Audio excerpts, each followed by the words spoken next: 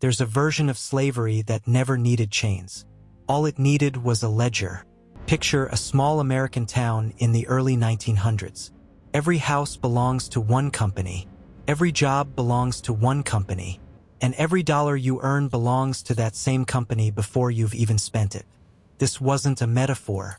It was daily life for hundreds of thousands of workers in America's coal, mill, and logging towns. And the mechanism behind it was so quietly effective that most of the people trapped inside it never fully understood how it worked, only that no matter how hard they worked, they could never seem to get free.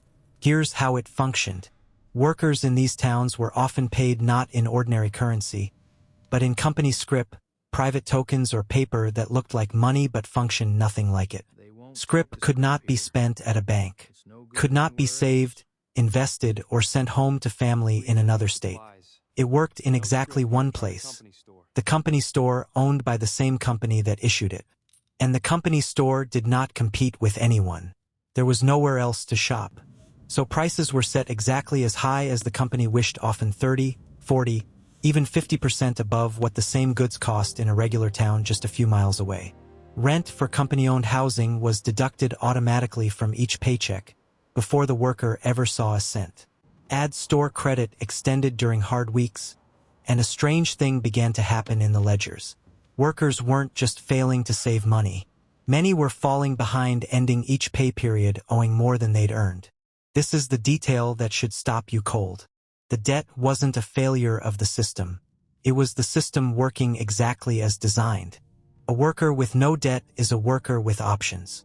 A worker who is behind, who owes the company more than he has, is a worker who cannot simply walk away, because walking away doesn't erase the ledger.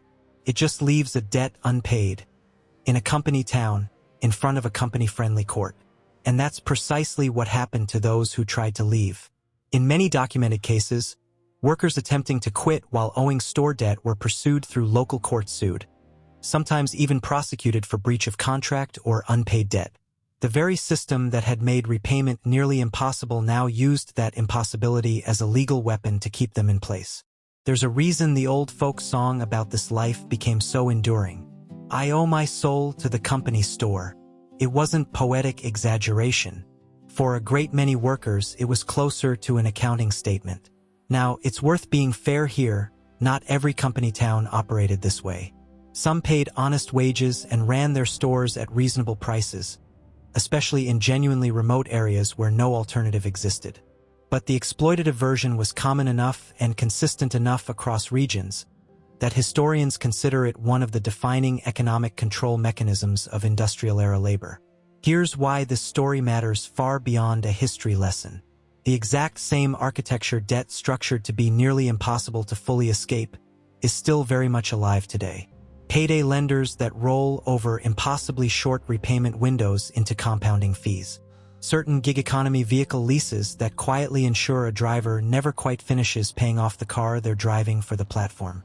Financial products marketed as convenience that function, mathematically, as a permanent low hum of obligation. The company store is gone. The mechanism behind it never left. Debt in itself is not the villain of this story. Debt that can realistically be repaid is simply a tool, a bridge between now and later. The mechanism we're describing is something else entirely. Debt engineered from the start to outrun the ability to repay it, structured so the person who owes it stays exactly where the person who's owed wants them. The next time you're offered a deal that seems to solve today's problem instantly, a loan, a lease, an advance, ask the only question that actually matters. Not, can I make this month's payment? But, is there a realistic version of the future where I'm actually free of this? If there isn't, you're not looking at debt. You're looking at a ledger built the same way the company store was. If this changed how you look at debt, tell me in the comments, have you ever noticed a financial convenience that was actually structured to keep you obligated? This channel exists to name the mechanisms of power most people are never taught to see. Subscribe to keep opening the files, and if this pulled you in, the episode on silence as a control mechanism is linked right here. Black File Society exists for people who study power. Join us.